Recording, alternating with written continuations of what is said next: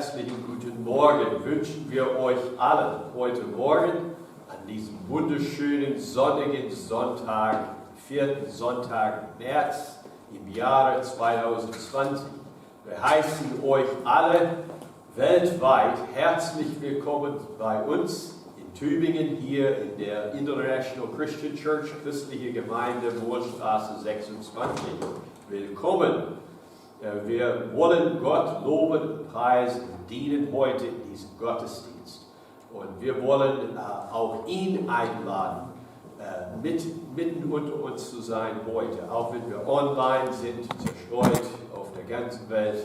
Wir wollen ihn einladen zu diesem Gottesdienst. Lasst uns zu Beginn miteinander beten.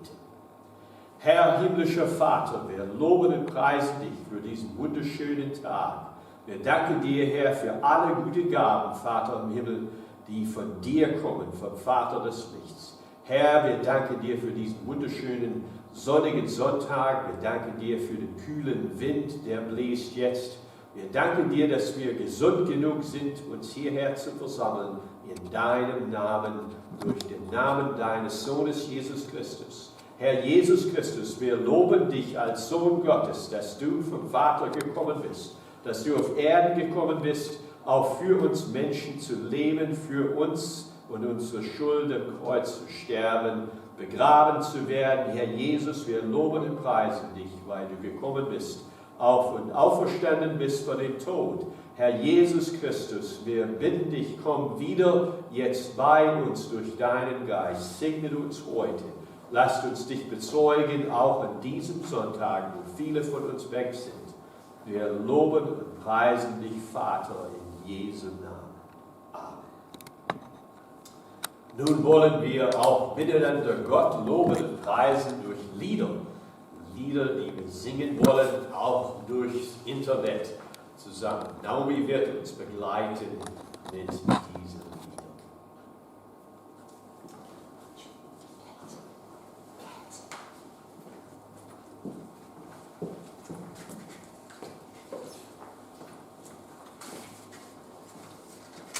Jim's lighting the candle.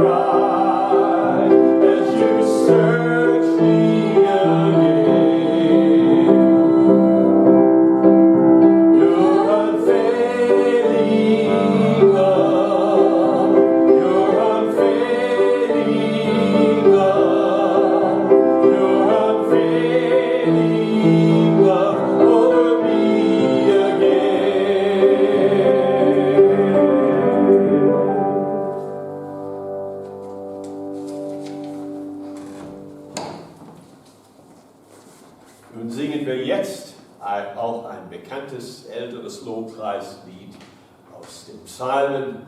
Du bist mein Zufluchtsort, you are my hiding place.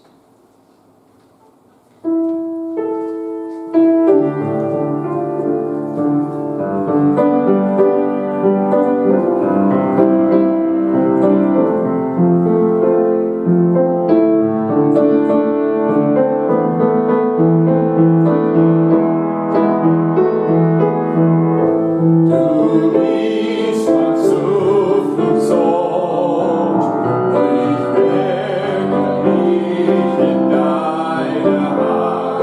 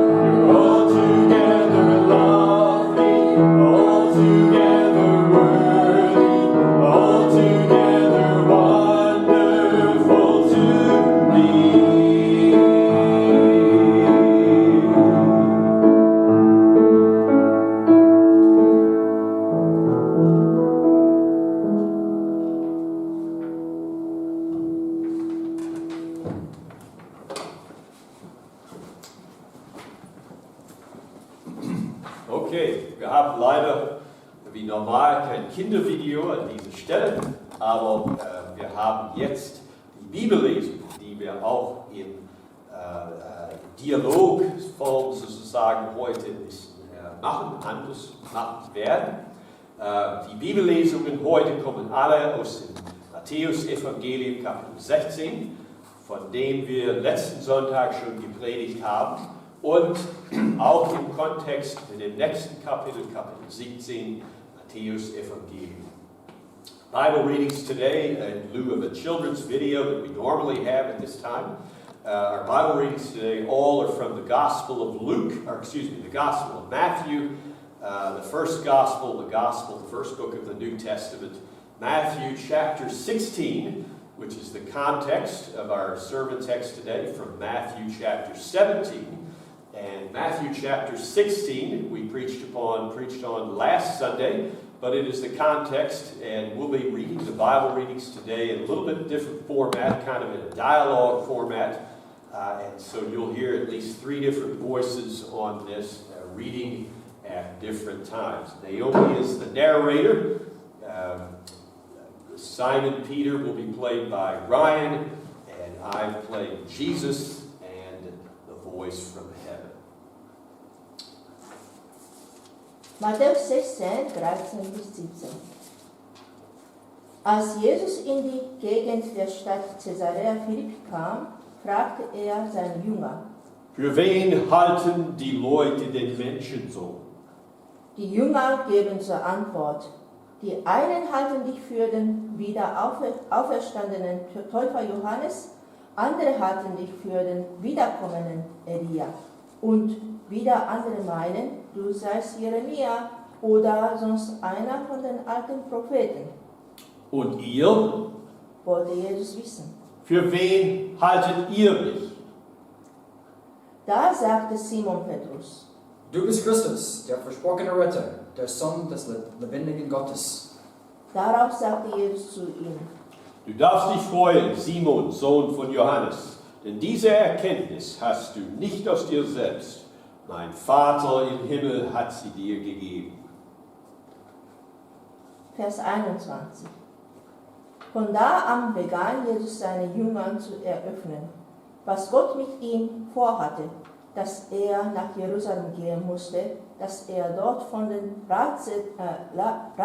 Ratsältesten, den führenden Priestern und den Gesetzeslehrern vieles erleiden musste, dass er getötet werden und am dritten Tag auferweckt werden musste.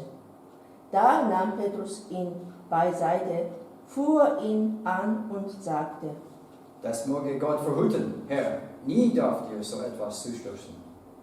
Aber Jesus wandte sich von ihm ab und sagte: Geh weg, hinter mich, an deinen Platz, du Satan. Du willst mich von meinem Weg abbringen. Deine Gedanken stammen nicht von Gott. Sie sind typisch menschlich. Dann sagte Jesus zu seinen Jüngern: Wer mir folgen will, muss sich und seine Wünsche aufgeben, sein Kreuz auf sich nehmen, auf meinem Weg hinterher hergehen. Denn wer sein Leben retten will, wird es verlieren. Was hat ein Mensch davon, wenn er die ganze Welt gewinnt, aber zuletzt sein Leben verliert? Womit will er denn das zurückkaufen? Matthäus 17, Vers 1. 6 Tage später nahm Jesus die 3 Jünger Petrus, Jakobus und Johannes, den Bruder von Jakobus, mit sich und führte sie auf einen hohen Berg. Sonst war niemand bei ihnen. Vor den Augen der Jünger ging mit Jesus eine Verwandlung vor sich. Sein Gesicht leuchtete wie die Sonne und seine Kleider wurden strahlend weiß. Und dann sahen sie auf einmal Mose und Elia bei Jesus stehen und mit ihm reden.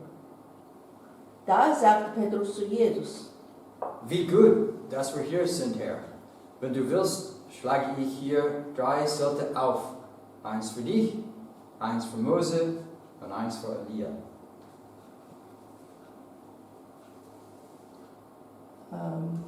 Ja, Vers 5. Ja, so, das steht, Entschuldigung. Während er noch redete, erschien eine leuchtende Wolke über ihnen und eine Stimme aus der Wolke sagte: Dies ist mein Sohn, ihm gilt meine Liebe, ihn habe ich erwählt, auf ihn sollt ihr hören. Entschuldigung, ich habe vielleicht ich weiß, das PowerPoint stimmt nicht, aber man kann einfach zuhören, ja? Als die Jünger diese Worte hörten, warfen sie sich voller Angst nieder, das Gesicht zur Erde. Aber Jesus trat zu ihnen, berührte sie und sagte: Steht auf, habt keine Angst. Als sie aufblickten, sahen sie nur noch Jesus allein. Während sie den Berg hinunterstiegen, befahl er ihnen: Sprecht zu niemand über das, was ihr gesehen habt, bis der Menschensohn vom Tode auferweckt ist. Die 3 Jünger fragten Jesus: Warum behaupten die Gesetzlehrer, dass vor dem Ende erst noch Elia wiederkommen muss? Jesus sagte: Gewiss, Elia kommt und er wird das ganze Volk Gottes wiederherstellen. Aber ich sage euch, Elia ist schon gekommen, doch niemand hat ihn erkannt, sondern sie haben mit ihm gemacht, was sie wollten. So wird auch der Menschensohn durch sie zu leiden haben. Da verstanden die Jünger, dass er vom Täufer Johannes sprach. Als sie zu der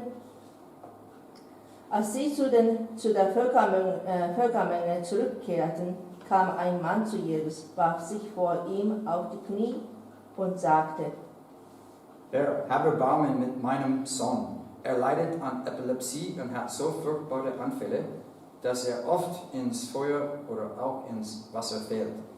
Ich habe ihn zu deinen Jüngern gebracht, aber sie konnten ihn nicht heilen. Da sagte Jesus: Was seid ihr doch für eine verkehrte Generation, die Gott nichts zutraut? Wie lange soll ich noch bei euch aushalten und euch ertragen? Bringt den Jungen her. Jesus sprach ein Machtwort zu dem bösen Geist, der den Jungen in seiner Gewalt hatte, und er verließ ihn. Der Junge war von da an gesund. Später kamen die Jünger allein zu Jesus und fragten ihn: Warum konnten wir den bösen Geist nicht austreiben? Weil ihr Gott nicht genug vertraut. Ich versichere euch, wenn euer Vertrauen auch nur so groß ist wie ein Senfkorn, dann könnt ihr zu dem Berg da sagen: Geh von hier nach dort, und er wird es tun. Dann wird euch nichts mehr unmöglich sein. Als Jesus und die Jünger wieder alle in Galiläa beisammen waren, sagte er zu ihnen: Bald wird der Menschensohn nach dem Willen Gottes an die Menschen ausgeliefert. Sie werden ihn töten, doch am 3. Tag wird er auferweckt werden. Da wurden sie sehr traurig.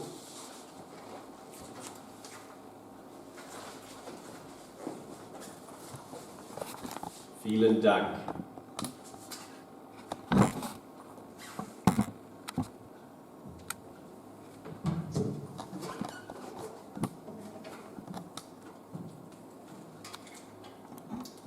Brauchen wir das Mikrofon? Lass.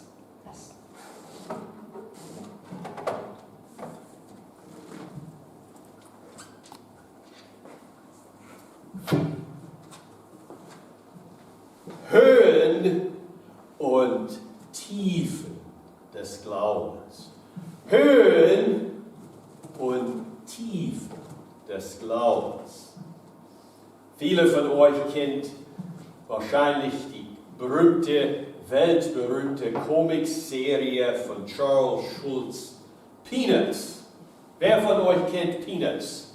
Also Charlie Brown, Lucy, Linus, Schrödel. Also das sind einige von den Figuren, also Gestalten in der Comicstrip-Serie Peanuts. Und in dieser Comics-Serie Peanuts hat Lucy, ewige Skeptikerin, den Charlie Brown einmal gefragt: Warum kann es nicht im Leben nur Höhen, mehr Höhen und noch höheren geben? Leider kann ich mich nicht an die Antwort von Charlie Brown erinnern, was er überhaupt dazu gesagt hat. Denn Charlie Brown war schon immer ein Versager. Tatsache ist es, dass es Höhen und Tiefen im Leben gibt. Situationen und Gefühle, die von äußeren Umständen abhängig sind. Ob es uns gut geht, ob wir gesund sind, ob wir uns gut fühlen, ob wir Erfolg haben oder nicht.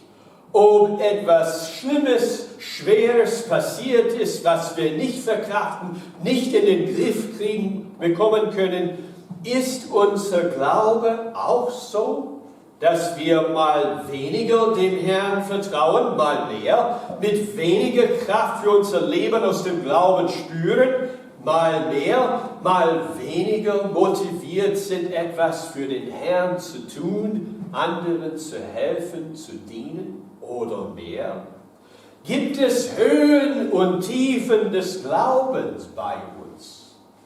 Das Coronavirus hat in den letzten 2 Wochen unseren Glauben schon ziemlich auf die Probe gestellt, nicht wahr? Ich werde es leid und wünschte manchmal nur, ich könnte ein großes Loch in die Erde graben, mich dort hineinkriechen, mich bedecken und es erst wieder herauskriechen, wenn alles schon vorbei ist. Dennoch ist unser Herr bei uns in all diesem und er ist noch im Wirken in diesen Tiefen im Leben, so wie in den Höhen und in den Spitzenerlebnissen unseres Lebens. Alles, was wir lernen können, um ihn besser kennenzulernen, sein Reich, seine Gerechtigkeit, seine Heiligkeit, seine Reinheit und seinen Plan für die Welt und auch für seinen Plan für unseren Teil an diesem großen Plan. Der Herr gab dem Apostel Paulus damals, als er eine Zeit der Schwierigkeiten mit seinem Körper, große körperliche Schwäche erlebte, er gab ihm ein besonderes Wort der Ermutigung. Aber der Herr sagte zu mir, sagt Paulus, du brauchst nichts mehr als meine Gnade. Ja, du brauchst nichts mehr als meine Gnade. Je schwächer du bist, desto stärker erweist sich an dir meine Kraft. Paulus schreibt darauf weiter, jetzt trage ich meine Schwäche gern, jetzt bin ich auch stolz darauf, weil dann Christus seine Kraft an mir erweisen kann. Darum freue ich mich über meine Schwächen, über Misshandlungen, über Notlagen, über Verfolgungen, über Schwierigkeiten. Denn gerade wenn ich schwach bin, dann bin ich stark. Und in Bezug auf meinen Wunsch, mich selbst zu begraben, schreibt der Psalmist David im Psalm 27, Vers 5, wenn schlimme Tage kommen, nimmt der Herr mich zu sich auf. Er gibt mir Schutz unter seinem Dach und stellt mich auf sicheren Felsengrund. In unserem Predigtext heute und im weiteren Kontext sehen wir einige hohe Punkte und tiefe Punkte im Leben und im Glauben von Jesu Jünger damals. Was macht diese Höhepunkte und Tiefpunkte aus? In welchem Kontext? Im weiteren Kontext hier von Matthäus Evangelium 16, was wir vorhin gelesen haben, dass Jesus seine Jünger einmal direkt gefragt hat, was sie von ihm gehalten haben. Das ist eine kurze Wiederholung vom letzten Sonntag von der Predigt. Was denken Sie über ihn, wer er ist, nach allem, was Sie von ihm gesehen und erlebt haben, gehört haben? Ist er nur ein guter Lehrer, ein guter, barmherziger Mensch, ein Prophet Gottes oder etwas mehr? Ihre Meinung, Ihr Glaube wird hier gefragt. Was meinst du? Was glaubt ihr? Viele von uns erinnern uns auch an den Tag, wo wir auch vor diese Frage persönlich gestanden sind. Nämlich, was glauben wir eigentlich?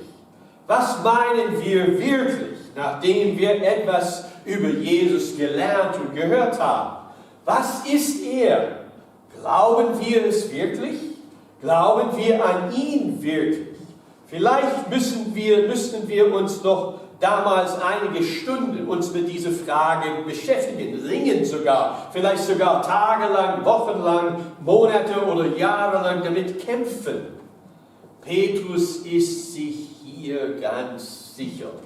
Es dauert nicht mehr lange für ihn, Jesus zu bekennen.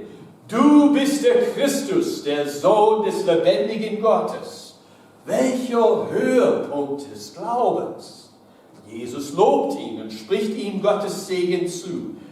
Dass ein Mensch das glaubt, ist nicht rein menschliches Bemühen, sondern Gottes Werk, Gottes Arbeit bei einem, dass er an Jesus glaubt. Welcher Höhepunkt war es für uns im Glauben, als wir dieses vor Menschen auch bekannt haben und uns in Jesu Namen taufen lassen. Wäre es nicht schön, wenn wir uns immer so ganz fest und sicher davon überzeugt im Glauben sein könnten, als wir damals waren? Aber einige andere Tage kommen, Dinge auch, mit denen wir nicht vorher gerechnet haben, wie diese Krise mit dem Virus. Enttäuschung. Unser Glaube wird in Frage gestellt, inhaltlich und persönlich. Und wir fragen uns, bedeutet mein Glaube wirklich das? Kapitel 16, Vers 21 in unserem Predigt Text heute lesen wir, dass Jesus danach begonnen hatte, seinen Jüngern zu erzählen, dass er bald sterben muss. Welch furchtbarer Schreck ist das für Petrus und für die anderen Jünger. Ihre Hoffnungen und Erwartungen von Jesus sind groß. Ihr Glaube ist stark, so denken sie, doch ihr Glaube ist noch nicht richtig, nicht ganz auf Wahrheit gerichtet. Denn Jesus soll nicht einfach König von Israel sein. Er soll auch für Israel sterben und danach wieder auferstehen. Aber das passt nicht einfach zu ihrem Glaubensschema für Petrus und die anderen Jünger. Niemals soll es uns passieren, Herr. Niemals könnte unser Glaube zulassen, dass du stirbst. Doch Jesus korrigiert Petrus mit den schärfsten Worten. Satan sagt das. Satan steckt hinter diesem Glauben. Ungläubige Menschen wollen nicht, dass Jesus für sie stirbt. Im Gegenteil, echter Glaube an Jesus bedeutet Nachfolge. Wenn Jesus am Kreuz sterben muss, weil es Gottes Plan ist, dann werden auch seine Jünger, wenn sie ihm nachfolgen, auch für ihn leiden müssen und ihr Kreuz für ihn aufnehmen müssen. Petrus und die anderen Jünger brauchen Zeit, diese Tiefe des Glaubens zu verstehen. Wahrer Glaube an Jesus bedeutet mehr als nur zu sagen, dass er der König ist, dass er Gottes Sohn ist. Das ist sicherlich ein Höhepunkt unseres Glaubens, der Tag, an dem wir öffentlich sagen können. Jesu Jünger aber sollen auch die Tiefe des Glaubens verstehen, zu welchen Tiefen natürlich Jesus selbst geht, dass er an einem Tag von allen verlassen wird, dass er ungerecht verhaftet, verprügelt, verklagt und verurteilt wird und dass er freiwillig, ohne sich dabei zu wehren, einen schmerzvollen Tod am Kreuz erleidet. Das tut er, um sie zu retten, um ihren Glauben an ihn zu stärken und zu vollenden. Er muss für sie sterben, um ihren Glauben den richtigen Sinn und Inhalt zu geben. Jesus ist nicht nur König, Christus und der Sohn Gottes. Er ist auch unschuldig für unsere Sünden gestorben, um die Strafe für uns zu bezahlen, um Gottes gerechte Strafe für uns an unsere Stelle zu nehmen, damit wir frei und gerecht vor Gottes Gericht stehen können. Unser Glaube bedeutet das. Und es bedeutet auch, dass, wenn wir an ihn wirklich glauben, dass wir auch zu unserem bisherigen Leben und Sünden und selbstsüchtige Ziele im Leben sterben. Unser Leben ist neu und wir finden neues Leben in Jesus. Und unser Leben soll sich ändern und so werden, wie Jesus selbst gelebt hat, auch wenn wir Unrecht wegen unseres Glaubens an ihn leiden müssen. Das ist alles sehr viel zu verstehen. Und es gibt damit viel, worüber man nachdenken muss.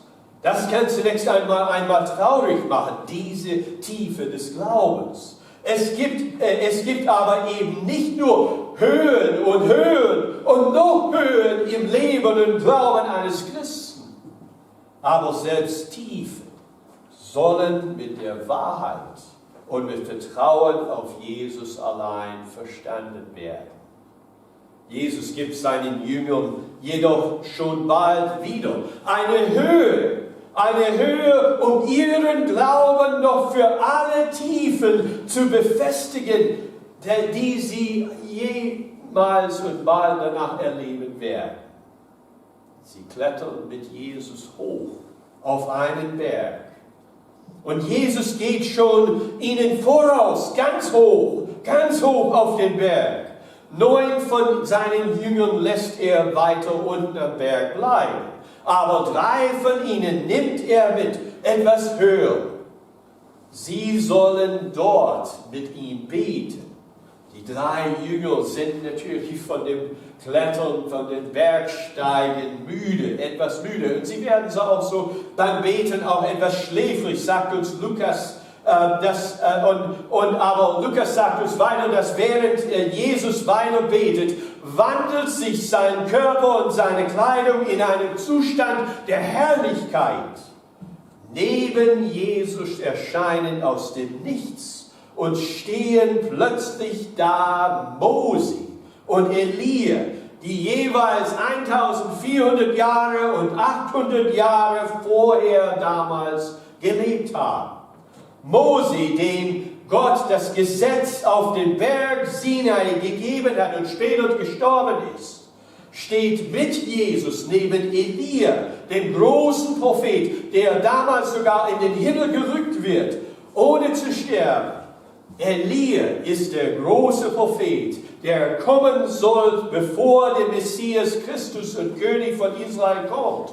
Und dort, hoch auf dem Berg, erscheint Jesus mit diesen beiden großen Persönlichkeiten lebendig aus der Geschichte. Jesus hat auch einen verherrlichten Körper, mächtiger, größer und höher als Mose und Elia. Und die beiden reden mit Jesus. Also, worüber reden sie? Lukas sagt, dass sie sogar über seinen bevorstehenden Tod in Jerusalem redeten. Welche Höhe des Glaubens könnten Petrus und die Jünger noch erleben, als Jesus zu sehen, wie er wirklich ist? Mächtig über Zeit und Raum. Herrlich, wie er wirklich ist. In der Tat ist er mehr als der König von Israel. Er ist wirklich der Sohn Gottes. Was wollen Jesu Jünger machen? Verstehen sie wirklich diese Höhe des Glaubens, mit welcher Tiefe sie auch verbunden ist? Petrus fragt, Herr, sollen wir doch 3 Zelten, 3 Hütten für euch bauen? Warum? Wie gehen wir mit dieser Höhe des Glaubens um? Die Zelten, die Hütten, warum sollen wir sie jetzt bauen? Petrus, Jakobus, Johannes, du und ich auch wollen dieses Erlebnis mit einem Schrein bewahren. Die Hütten werden dann aber auch mit der Zeit heilig. Pilger strömen dahin und besichtigen sie, beten an und glauben an den Ort dieses besonderen Erlebnisses des Glaubens, aber nicht mehr an Jesus selbst. Für einige von uns ist ein Teil unserer Glaubenserfahrung das, was wir jeden Sonntag an diesem Ort in der Bohlstraße 26 in Tübingen mit vielen anderen internationalen Christen wie uns und mit deutschen Gläubigen erlebt haben, hier an diesem Ort den Herrn anzubeten und danach jeden Sonntag da hinten köstliches Mittagessen in Gemeinschaft danach zu genießen, war für unseren Glauben bis jetzt sehr wichtig. Und nach vielen großartigen Sonntagszeiten der Anbetung und der Essgemeinschaft dachten wir vielleicht manchmal, warum kann es nicht immer Höhen, mehr Höhen und noch Höhen des Glaubens geben? Aber jetzt hat sich alles geändert, zumindest für den Moment. Nach einer aufregenden Zeit, ihrer aufregenden Zeit dort, auf dem Berg der Verklärung mit Jesus, haben die engen Jünger Jesu möglicherweise sich auch gefragt, warum kann es nicht immer nur Höhen und noch Höhen des Glaubens geben? Was gibt das alles für einen Sinn? All das, was sie mit Jesus erlebt haben und noch mit seinem Tod am Kreuz erleben werden. Was gibt ihren Glauben mit den Höhen und Tiefen einen Sinn? Freuden, Wunder und Staunen, aber auch Enttäuschungen, Ermutigungen, Rückschläge, Gefahren und Leiden? Die Stimme Gottes des Vaters aus der Wolke vom Himmel donnert. Dies ist mein geliebter Sohn. Auf ihn ist meine ganze Gunst. Auf ihn sollt ihr hören. Auf ihn sollt ihr hören. Johannes 6, Vers 44 sagt Jesus, nur die können zu mir kommen, die der Vater, der mich gesandt hat, zu mir führt. Zu Petrus im letzten Kapitel, das wir letzte Woche gelesen haben, erklärt Jesus, denn diese Erkenntnis hast du nicht aus dir selbst. Mein Vater im Himmel hat sie dir gegeben. Alle Worte der Bibel, der Gesetz Gottes und bei den Propheten im Alten Testament, alle Höhen und Tiefen des Glaubens, alle, wenn wir sie mit Jesus begehen, haben in ihm allein ihren Sinn, ihren vollen Sinn. Danach geht die Wolke weg. Auch Mose und Elia gehen weg. Und Jesus bleibt bei ihnen allein. Jesus bleibt bei ihnen allein. Dieses Erlebnis, diese Höhe, aber auch ein Erschrecken vor der Gegenwart Gottes, bläst alle menschliche, religiöse Gefühle weg und richtet die Ohren und Herzen Jesu Jünger auf ihn allein. Auf ihn sollt ihr hören. Jesus ist da und er richtet seine Jünger wieder auf, wieder vom Boden auf. Die Höhen und Tiefen ihres Glaubens, ihre Fragen. Wie sollen wir das verstehen? Antwortet er, berichtigt er. Johannes der Täufer und Elia, ihre Fragen über ihre Erwartungen, über Theologie, darüber, was ihnen in der Gegenwart passiert und was noch auf sie zukommt, beantwortet Jesus. Elia soll alles wiederherstellen. Doch Elia als Johannes der Täufer ist schon gekommen. Und wie die Führer und Leiter der Juden ihn, Johannes den Täufer, abgelehnt haben, muss Jesus selbst auch abgelehnt und getötet werden. Sie steigen vom Berg herab. Und die Jünger erleben noch eine Tiefe in ihrem Glauben. Sie sind machtlos und unfähig, jemanden selbst zu heilen. Aber was ist daran so besonders? Die Jünger und selbst der Mann aus der Menge von Leuten erwarten es nämlich, dass Jesu Jünger seinen kranken Sohn heilen könnten. Wieso? Was ist die Logik hier? Wenn Jesus als Lehrer so viele Wunder getan hat und tut und so viele Menschen, kranken Menschen heilt, dann warum können seine Jünger dessen auch nicht?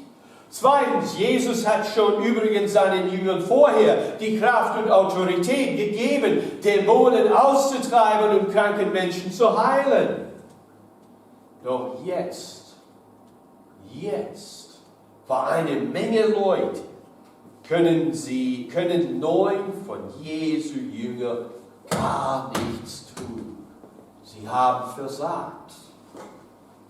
Sie stehen ohnmächtig da vor der Macht des Bösen, vor der Kraft der Krankheit und vor den kritischen Blicken, Bemerkungen, dem Ärger und Verzweiflung der Menschen, die gerade bei ihnen um Hilfe gebeten und gesucht haben, aber die keine von ihnen bekommen haben. Ich fühle mich gerade jetzt während dieser Corona-Krise irgendwie machtlos, dass ich nicht ausgehen und Leute treffen kann. Sie zum Gottesdienst hierher am Sonntagmorgen oder Abend oder am Dienstagabend oder Donnerstag oder Freitagabend an diesen Ort einladen kann. Wir alle fühlen uns irgendwie hilflos, dass wir wirklich kaum etwas gegen diese Krise tun können, außer einfach zu Hause zu bleiben und zu beten. Wir würden vielleicht sagen, schade, dass die Christen so unfähig sind. Schade, dass Christen Menschen so enttäuschen. Schade, dass Christen nichts tun können und so machtlos sind. Schande, wenn sie alle so sind. Wie können auch andere Menschen ja überhaupt noch an Jesus glauben? Habt ihr jemals so einen Tiefpunkt des Glaubens schon gehabt, schon erlebt? Die Jünger Jesu hier in unserem Predigtext heute könnten beginnen, an sich selbst und an ihren eigenen Glauben zu bezweifeln. Ist Jesus wirklich machtvoll? Kümmert sich Jesus wirklich um unsere Fragen, um die Enttäuschungen? Warum konnten wir nichts tun und den Jüngern nicht helfen?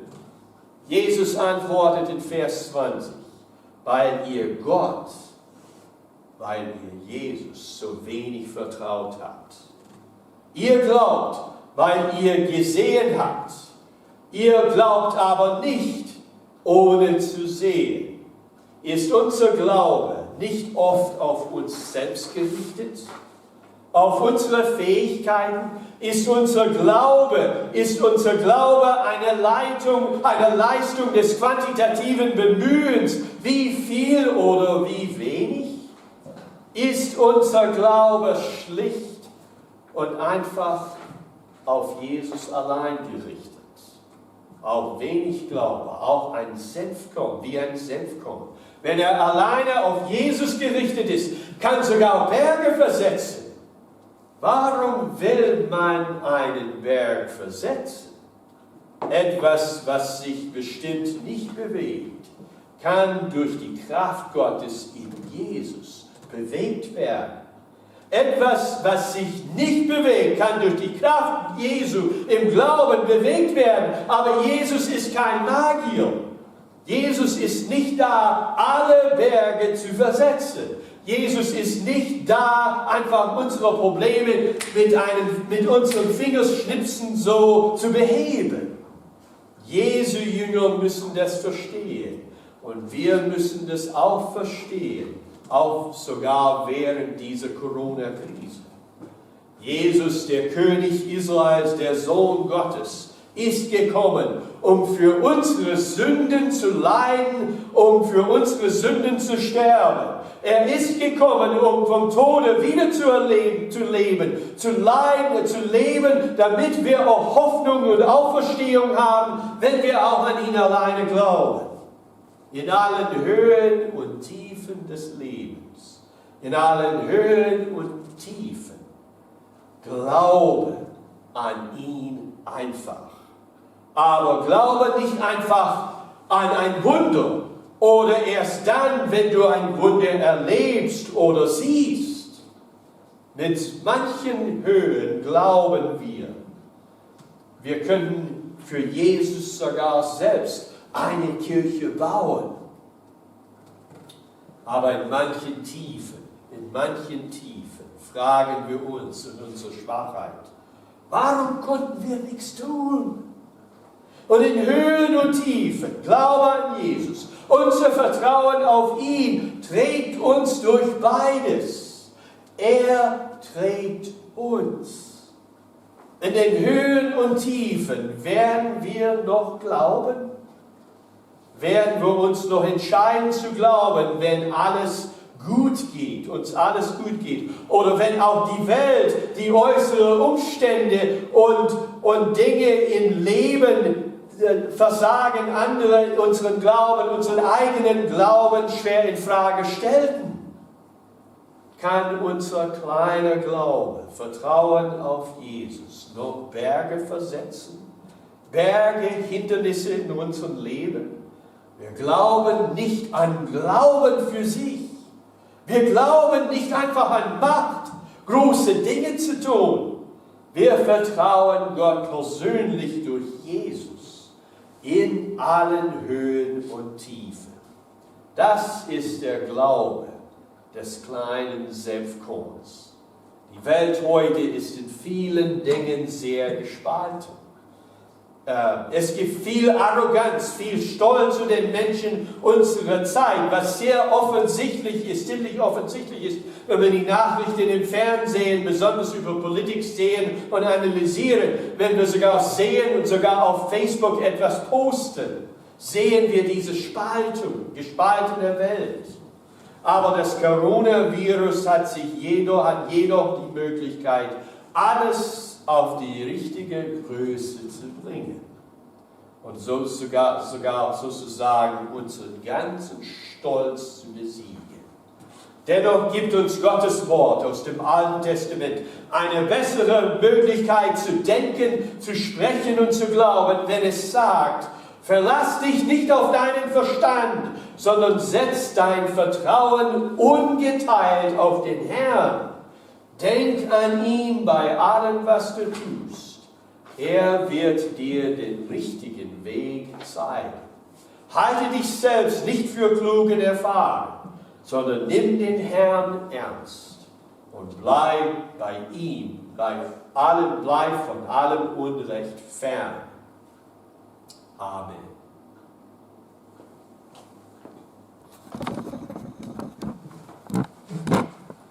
Nun wollen wir jetzt an dieser Stelle ein Loblied singen nach der Predigt. Hab Dank, give thanks.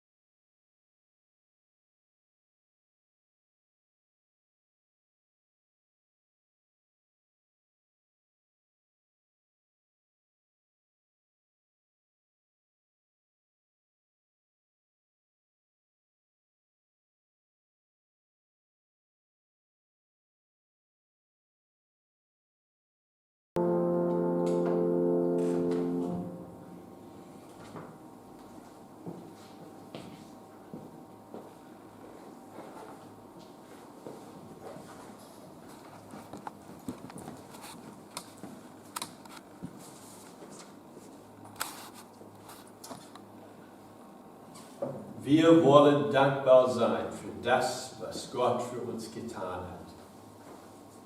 Und Jesus bei dem Dankmahl Israels, ausgedruckt in dem Passafest, hat seinen Jüngern auch das Brot des Passamahls gegeben und den Kelch des Passamahls gegeben und noch eine neue Bedeutung hinzugefügt. Nämlich jedes Mal, wenn seine Jünger, Jesu Jünger, dieses Brot öfters mal, jeden Sonntag sogar, auch brechen und nehmen. Und jedes Mal, wenn seine Jünger diesen Kelch trinken, sie sind dankbar für das, was Gott für sie getan hat, durch Jesus, dass er gelebt hat für unsere, alle, für die Sünden der ganzen Welt gestorben ist und sein Blut vergossen hat. Jedes Mal unterrichtet der Apostel Paulus die Christen in Korinth, jedes Mal, wenn wir dieses Brot brechen und wir diesen Kelch nehmen, verkündigen wir den Tod des Herrn Jesus Christus, bis er wiederkommt. Das könnte auch sehr bald sein, so nach den Ereignissen der letzten Tage, wie wir gesehen haben. Jesus kann immer kommen, bald wiederkommen. Bis dahin möchten wir zusammen, gemeinsam hier, in diesem Ort, Mohlstraße 26 in Tübingen, aber dort bei euch, weltweit, verkündigen, erzählen, was Jesus für uns getan hat, dass Jesus gekommen ist, dass Jesus für uns gelebt hat, für unsere Schuld, unschuldig, ohne Sünde, für unsere Sünden, gestorben ist am Kreuz, begraben worden ist, auch von Tode auferstanden ist. Und das gibt uns neues Leben schon jetzt. Wir wollen dieses Ereignis, das, was Jesus ist, allen Menschen verkünden. Auf der ganzen Welt, bis Jesus wiederkommt. Wir wollen Gott loben und preisen durch dieses Brot und durch diesen Kelch. Wir bitten Jesus, dass er mit uns ist. Lasst uns miteinander jetzt beten. Herr, wir danken dir, dass du deinen Sohn Jesus Christus gesandt hast auf Erden. Herr Jesus, wir danken dir, dass du Mensch geworden bist, aufs Kreuz gegangen bist für unsere Schuld und Sünde. Freiwillig, ohne Schuld. Herr, wir loben und preisen dich, dass du für uns gestorben bist, dass dein Leib auch am Kreuz gelitten hat, dass du dein Blut vergossen hast für unsere Schuld. Wir danken dir, dass du begraben worden bist und dass du vom Tode wirklich lebendig geworden bist und dass du bald wiederkommst. Herr Jesus Christus, segne uns heute jetzt, wenn wir dieses Brot brechen, untereinander, auch durch die ganze Welt, auch durch diese Übertragung. Segne du uns, wenn wir diesen Kelch trinken, zusammen. Binde uns zusammen, Jesus Christus, an dich, was du für uns getan hast. Segne du dieses Brot, segne du diesen Kelch. In Jesu Namen. Amen.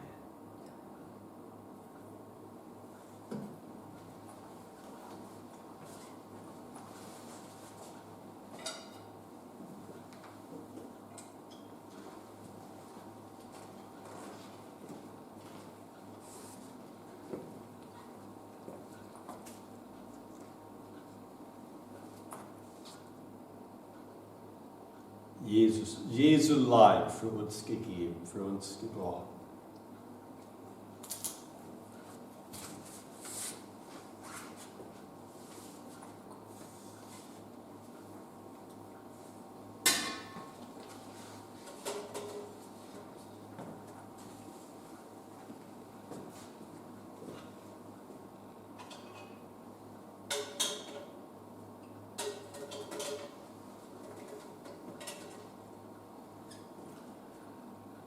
Der Herr hat sein Blut für uns vergossen, zur Vergebung unserer Sünden.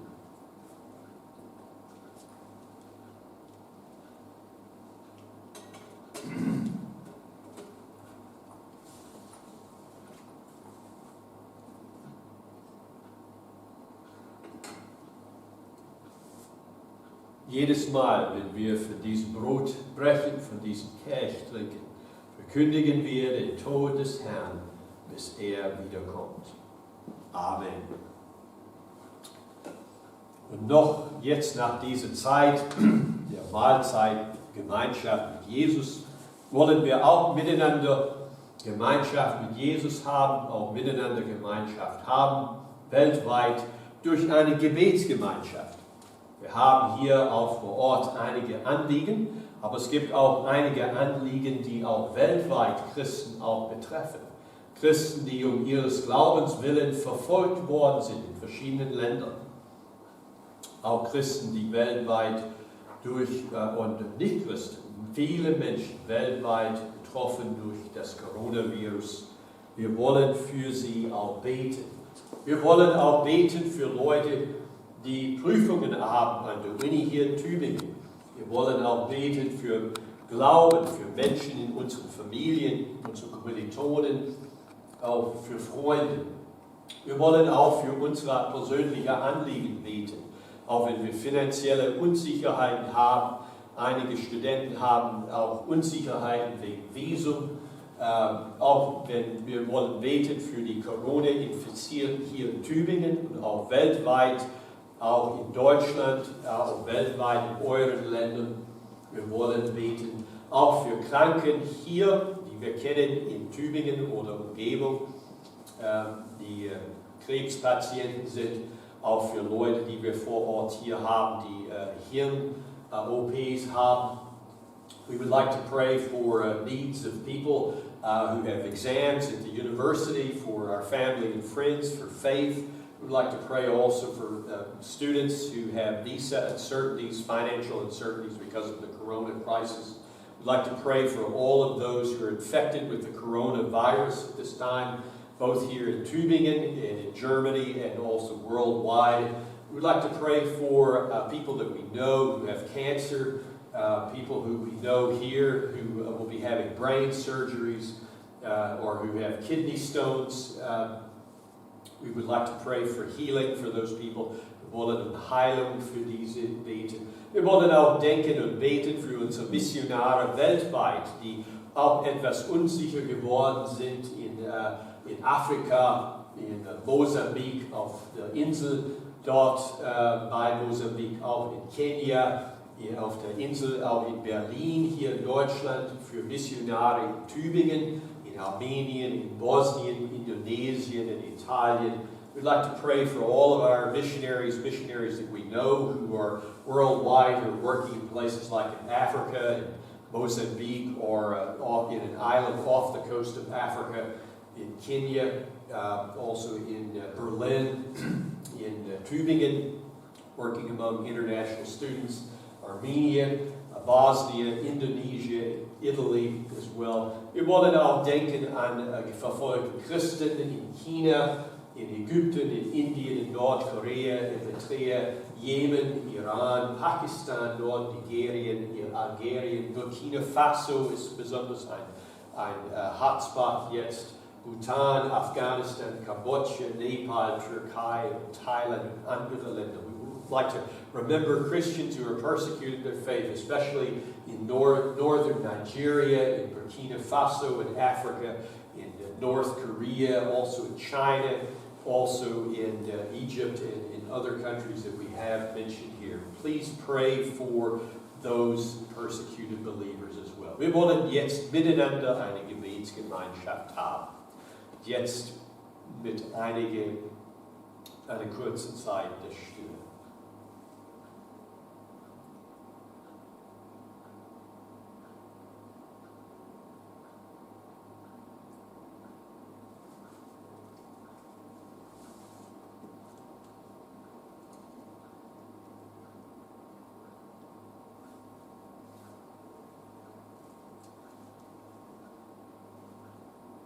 Herr, allmächtiger Gott, unser himmlischer Vater, wir loben und preisen dich durch das, was Jesus für uns getan hat. Wir danken dir für deine Güte zu uns, dass wir gesund hierher kommen dürfen heute, dass wir uns auch durch diese Möglichkeit treffen dürfen, auch weltweit, online, heute. Wir danken dir, Herr, dass wir dich loben und preisen und kennen dürfen durch alle Höhen und Tiefen des Glaubens. Und Herr, wir bitten dich um Glauben, auch wenn es nur so wie ein Senfkorn vorkommt. Bitte gib uns Glauben, Herr, dass wir durchkommen durch diese Corona-Krise. Und wir bitten dich, Herr, dass wir auch weiter dich, was du für uns getan hast, auch anderen Menschen weitergeben können, auch wenn wir sehr eingeschränkt sind in unseren Möglichkeiten heute. Wir bitten dich, Herr, dass trotzdem dein Wort weltweit hinausgeht, auch in die Häuser, auch unter den Menschen, die oft jetzt weltweit eingesperrt sind.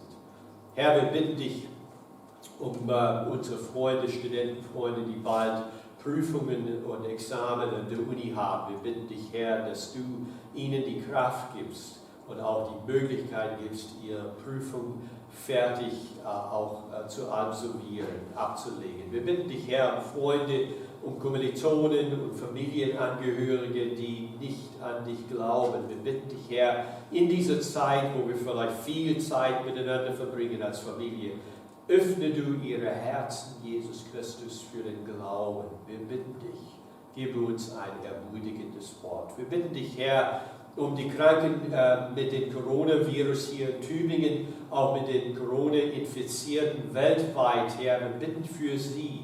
Wir bitten dich, Herr, dass du dich ihnen erbarmst, auch dass du ihnen Gesundheit verleihst, dass du uns alle bewahrst, Herr, vor diesem Virus, auch für Menschen, die besonders anfällig sind.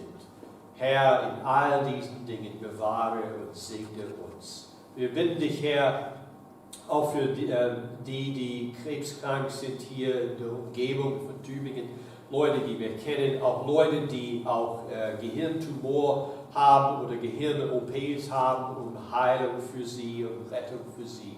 Herr, wir bitten dich auch für Leute, die daheim sonst Grippe oder Erkältung erleiden, bitten dich um Gesundheit für sie.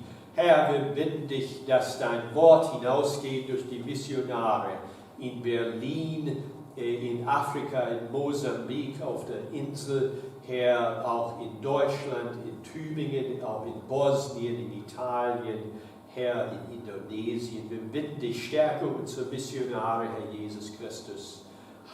Stärke sie im Glauben, bewahre sie, Herr, vor dem Virus, bewahre sie vor Krankheit und gib du dein Wort, Herr, Offenheit unter den Menschen.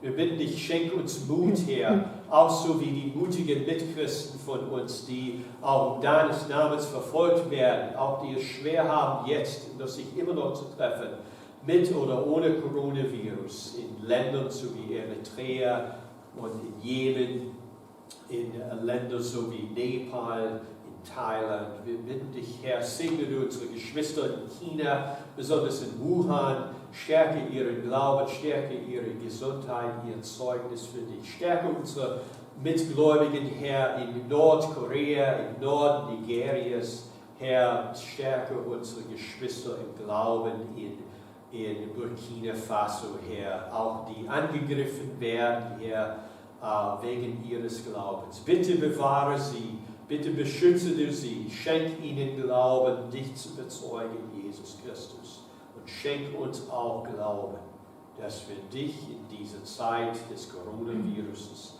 auch stärken und auch einander helfen und stärken und auch Mitchristen und auch Nichtchristen auch stärken und auch ihnen von dir erzählen können. Segne du uns heute, schenk uns deine Gnade und Frieden in Jesu Namen.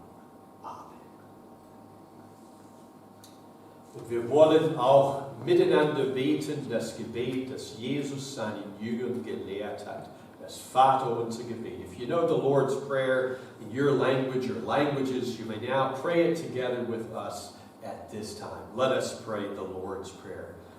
Vater unser im Himmel, geheiligt werde dein Name, dein Reich komme, dein Wille geschehe, wie im Himmel so auf Erden. Unser tägliches Brot gib uns heute und vergib uns unsere Schuld, wie auch wir vergeben unseren Schuldigern. Und führe uns nicht in Versuchung, sondern erlöse uns von den Bösen. Denn dein ist das Reich und die Kraft und die Herrlichkeit in Ewigkeit. Amen. Nun, wir danken Gott und wir wollen auch einiges ansagen an Veranstaltungen. Wir haben einige längere Ansagen heute. Gottesdienst gibt es auch jeden Sonntag bis auf Weiteres. Eben für die nächsten Sonntage. Wir bieten auch Live-Übertragung vom Gottesdienst und Videoaufnahmen im Internet. Wir wissen nicht, wie es heute so... Heute ist ein bisschen schief gegangen. Heute ist ein bisschen schief gegangen. Aber letzte Woche besser. Ja, letzte Woche war besser, aber wir versuchen uns zu bessern. Über Einzelheiten vermehren wir euch auch per E-Mails.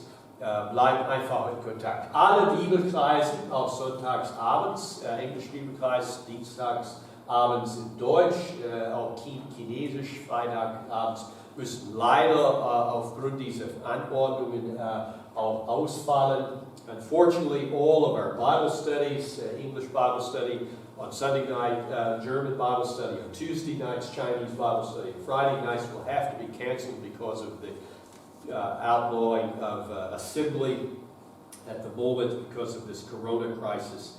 For the next few Sundays, we'll also have the service be broadcasting live. It's on Sunday morning at 10:15. So stay tuned to us on YouTube, on our YouTube channel. Wir wollen auch beten, auch jeden Tag zusammen beten. Mittwochsabends wollen wir auch uns treffen im Internet. Wir werden versuchen, eine Andacht in Englisch zu halten. Circa eine Viertelstunde auf unserem YouTube-Channel. So stay tuned to us on Wednesday evenings at 8 o'clock sharp. We will hope to present a devotional in English, approximately 15 minutes or less, on our new YouTube channel. So stay tuned to us. Be watching for that online. Wir wollen auch jeden Tag zusammen miteinander beten. Und es gibt Gebetszeit ab heute jeden Tag von 14 Uhr bis 14:15 Uhr und 20:20 Uhr am Abend bis 20:35 Uhr. A lot of churches and a lot of groups, organizations are getting together online in prayer, having different times of prayer. We would like to have a time together to pray. Also online every day, or also pray together at the same time. We'll be praying from 2 p.m. to 2:15 p.m. every day. If you'd like to join us, you may do that. And also every evening from 8:20 in the evening to 8:35 in the evening. So join us together in prayer, if you would like, in the next couple of weeks. Another announcement that we have, also wenn ihr auch den Wunsch habt, auch so einen Bibelkreis online zu halten, dann meldet euch einfach bei mir per Internet, per E-Mail oder WhatsApp. If you wish to have an online Bible study, then just let me know. Let us know via email or online through also YouTube or Facebook or WhatsApp. Just let us know. And we'll get something set up. There are some possibilities to do that. Wenn ihr auch Gott durch Spenden loben und danken möchtet, kann man auch das tun durch Überweisung. Wenn ihr Kontoinformationen braucht von der Gemeinde, dann einfach uns eine E-Mail senden. Eine E-Mail oder auch WhatsApp oder Facebook-Post oder Facebook-Nachricht privat schicken und wir geben gerne euch die Details dafür. If you would like to praise God today with an offering, you may do that, not through the camera here, but you may do that with simply a bank transfer. If you would like to do that, you can do that. If you would like to do that, then just send us an email, contact us via email, online, WhatsApp, Facebook, for the bank details, and you can do that, send a transfer. That would help us greatly during this time when we are not meeting together in the larger assembly. Lasst uns auch noch für die verfolgten Christen beten. weltweit auch ihr schaut einfach die Webseiten von Open Doors oder Hilfe für Märtyrer Kirche für mehr Informationen. Please pray together also for our fellow persecuted Christians worldwide, especially those in prison or suffering for their faith and persecution. Just take a look at the websites from Open Doors or Hilfe für Märtyrer Kirche. I believe that's called Martyrs, Voice of the Martyrs in English for more information. Wir geben euch heute, jetzt haben leider keine neuen Gesichter hier unter uns, aber online gibt es vielleicht neue Leute. Wir begrüßen euch alle herzlich zum ersten Mal, vielleicht online hier.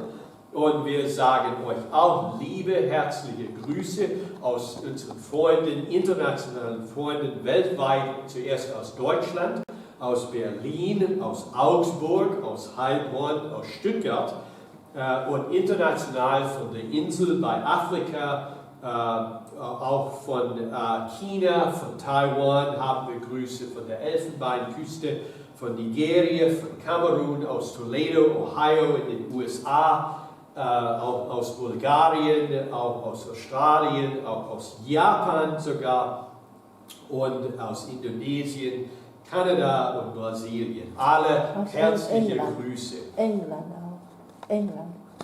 auch. England auch. We give all of you international greetings to our international friends worldwide who have contacted us recently from Germany, here in Germany, from Berlin, from Augsburg, from Heilbronn, from Stuttgart, from the island off the coast of Mozambique in Africa, from China, from Taiwan, from the Ivory Coast, from Nigeria, from Cameroon, from Toledo, Ohio in the U.S., from Bulgaria, from Australia, down under from Japan, also from Indonesia, from Canada, and from Brazil. Hello to all of you.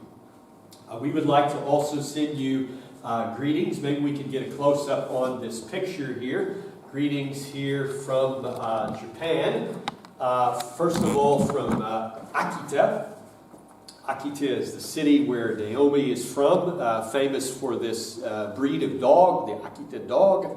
And also greetings from Tokyo. That is the Tokyo Tower, very famous site. We send you greetings from Japan as well, special greetings. Wir wollen auch noch ein Segenswort hören zum Schluss des Gottesdienstes, noch vor dem Abschlusslied. Wir wollen ein Segenswort hören. Das ist von den Herrnhüter Losungen von gestern, ein Segenswort, besonders gut für diese Zeit aus dem 3. Mose, Kapitel 26, Vers 6. Spricht der Herr an das Volk Israel, auch an uns heute. Ich will Frieden geben in eurem Lande, dass ihr schlaft und euch niemand aufschrecke. Worte des Apostels Paulus aus dem Philipperbrief, Kapitel 4, Vers 7.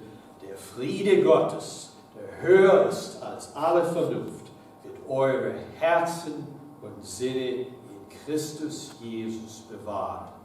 Der Herr segne euch mit seinem Segen. Amen. Wir wollen noch gemeinsam ein letztes Lied singen, ein Schlusslied zum Schluss des Gottesdienstes. Aus Psalm 31, Vers 6, from Psalm 31, verse 5. My time is in your hands. Meine Zeit ist in deiner Hand, steht in deiner Hand.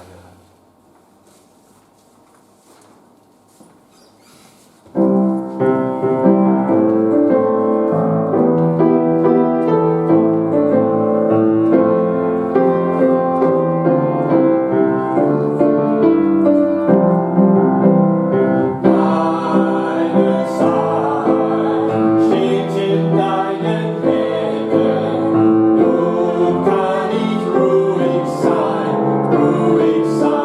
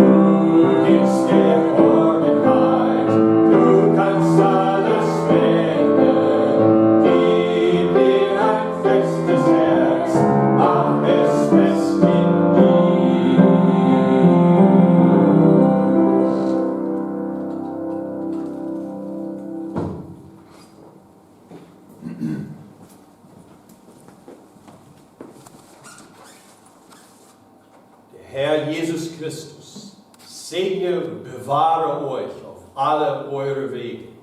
Der Herr Jesus Christus bewahre eure Gesundheit, stärke euch in eurem Glauben, gebe euch ein gutes Zeugnis für andere Menschen in diesen neuen Wochen. Der Herr Jesus Christus segne uns und gebe, dass wir uns auch nächstes Mal, so nach Gottes Willen, hier wieder treffen dürfen. Amen. Ich wünsche euch allen einen gesegneten Sonntag, gesegnete Woche. Bis diese Woche im Internet, so Gott will und wir leben. Amen. Ja. Ja.